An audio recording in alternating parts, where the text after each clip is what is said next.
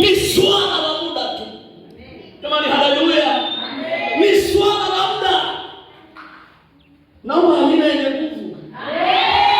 Yaani hata kama mume wako haeleweki, lakini Mungu yupo.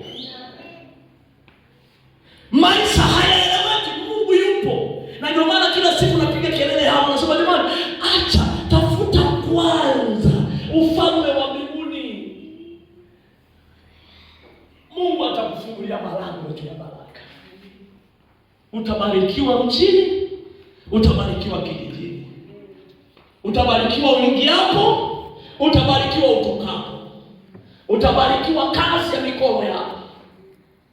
Jamani, haleluya. Jamani, haleluya.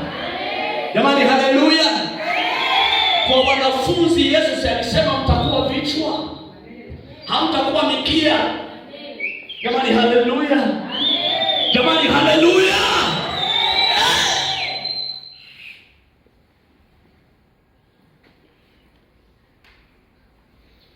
Tazama milima ilivyo. Tazama anga lilivyo. Yaani watu tunajenga nyumba, tunaweka nguzo ya kwanza, tunaweka nguzo ya pili, tunaweka nguzo ya tatu, tunaweka nguzo ya nne. Lakini pia hizi ni nguzo nne tu bado. Haya, dirisha la kwanza linabeba nguzo, dirisha la pili linabeba nguzo, dirisha la tatu linabeba. Mwanaume Yesu hana uzezeta huo. Jamaa kasimamisha anga. Ukienda Marekani hukuti nguzo, ukienda Dodoma hukuti nguzo. Huyu ndiye Bwana ambaye anastahili kuabudiwa. Jamani, amen. Usiogope. Amen. Biblia inasema usiogope.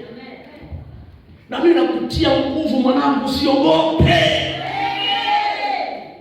Upo mahali sahihi, usiogope.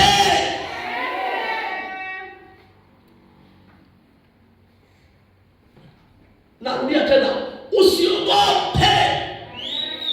Maisha unayoyapitia ndugu yangu, usiogope. Jambo la pili, naona Mungu alivyo. Jambo la pili, Mungu ni mwenye nguvu zote. Mungu ni mwenye nguvu zote. Yaani Mungu tunayemwabudu, Mama Sesi, Mungu akubariki sana.